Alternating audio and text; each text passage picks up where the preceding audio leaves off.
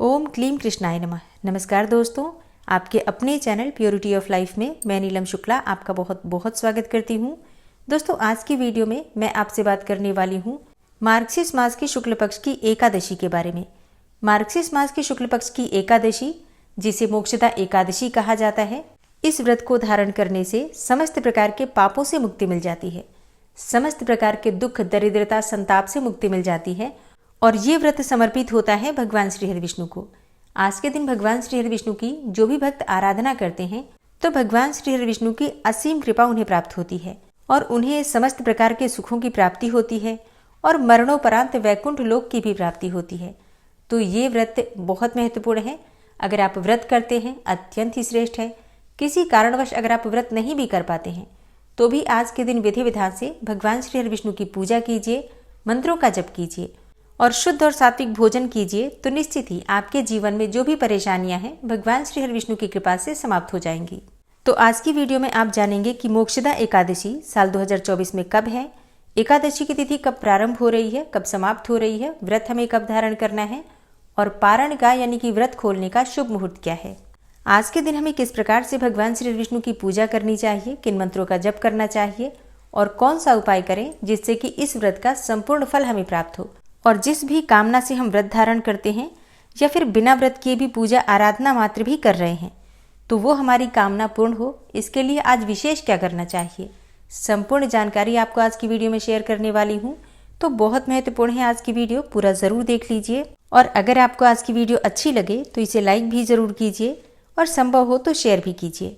और चलिए अब जानते हैं कि एकादशी की तिथि कब प्रारंभ हो रही है, कब समाप्त हो रही है, व्रत हमें कब धारण करना है और पारण करने का शुभ मुहूर्त क्या है। मार्गशीर्ष मास के शुक्ल पक्ष की एकादशी तिथि प्रारंभ हो रही है 11 दिसंबर 2024 को सुबह 3:42 पर और एकादशी तिथि का समापन होगा 12 दिसंबर को मध्य रात्रि में 1:09 पर। तो ऐसे में सूर्योदय कालीन एकादशी की तिथि हमें प्राप्त हो रही है 11 दिसंबर 2024 को, दिन होगा बुधवार का। इसी दिन एकादशी का व्रत हमें धारण करना है और गीता जयंती का पावन पर्व भी 11 दिसंबर 2024 को ही मनाया जाएगा। एकादशी के दिन सूर्योदय काल का समय आपको प्राप्त हो रहा है सुबह 7:02 पर और सूर्यास्त का समय होगा शाम को 5:38 पर। एकादशी के दिन ब्रह्म मुहूर्त में स्नान करना चाहिए। तो ब्रह्म मुहूर्त का समय रहेगा 11 दिसंबर को सुबह 5:26 से सुबह 6:14 तक। अच्छा, इस बार की जो एकादशी है इस दिन हमें अभिजीत मुहूर्त नहीं प्राप्त हो रहा है, लेकिन राहु काल का समय नोट कर लीजिए। राहु काल रहेगा दोपहर में 12:20 से 1:39 तक। राहु काल में कोई भी शुभ कार्य नहीं करना चाहिए, मतलब शुभ कार्य प्रारंभ नहीं करना चाहिए। अगर आप पहले से कर रहे हैं तो बिल्कुल कर सकते हैं। तो एकादशी का व्रत हम धारण कर रहे हैं 11 दिसंबर 2024 को बुधवार के दिन और मंगलवार को दशमी तिथि के नियम का पालन हमें करना है। 10 दिसंबर 2024 को दशमी तिथि के नियम का पालन करेंगे, जिसमें आपको किसी भी प्रकार से तामसिक चीज़ों का सेवन नहीं करना है। लहसुन, प्याज, मांस, मदिरा, ये सभी चीज़ें इस दिन नहीं खानी चाहिए। व्रत करना चाहते हैं तो शुद्ध और सात्विक भोजन लीजिए, ब्रह्मचर्य का पालन कीजिए और अगर संभव हो तो भूमि पर शयन कीजिए। तुलसी के पत्ते एकादशी के दिन हम नहीं तोड़ते हैं, तो दशमी के दिन ही आपको तुलसी के पत्ते भी तोड़कर रख लेना है। अच्छा, एकादशी के दिन तुलसी में जल भी नहीं देना चाहिए, तो आप दशमी तिथि के दिन यानी कि मंगलवार को ही जल दे दीजिए तुलसी में अच्छी तरीके से, जिससे कि एकादशी को तुलसी सूखेगी नहीं। फिर एकादशी को आप व्रत करते हैं और द्वादशी तिथि के दिन व्रत का पारण करते हैं।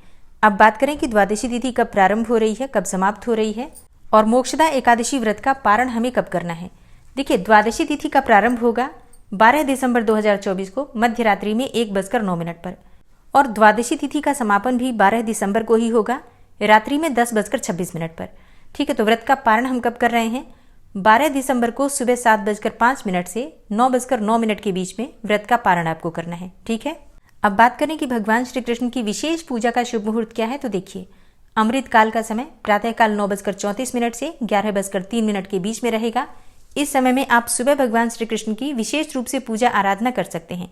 वैसे तो ब्रह्म मुहूर्त में हम पूजा कर लेते हैं, सुबह भी कर सकते हैं, लेकिन ये कुछ बहुत ही विशेष मुहूर्त हैं। और शाम को गोधूली वेला का जो शुभ मुहूर्त आपको प्राप्त हो रहा है, शाम को 5:22 से 5:50 के बीच में गोधूली वेला का शुभ मुहूर्त है।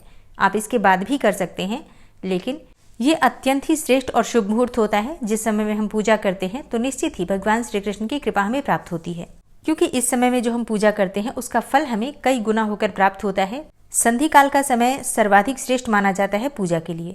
मोक्षदा एकादशी के दिन भगवद गीता का पाठ करना, भगवद गीता की पुस्तक का दान करना सर्वाधिक श्रेष्ठ माना जाता है। अगर आप अब तक भगवद गीता प्रारंभ नहीं कर पाए हैं तो मोक्षदा एकादशी से पाठ का प्रारंभ कीजिए और फिर नियमित रूप से भगवद गीता जी का पाठ कीजिए। इससे भगवान श्री कृष्ण की असीम कृपा आपको प्राप्त होती है। दोस्तों, खरमास कब से प्रारंभ हो रहा है, अगर आप जानना चाहते हैं तो वीडियो चैनल पर अपलोड है, ज़रूर देख लीजिए। मिलती हूँ मैं आपसे अगली वीडियो में, तब तक के लिए जय श्री राधे।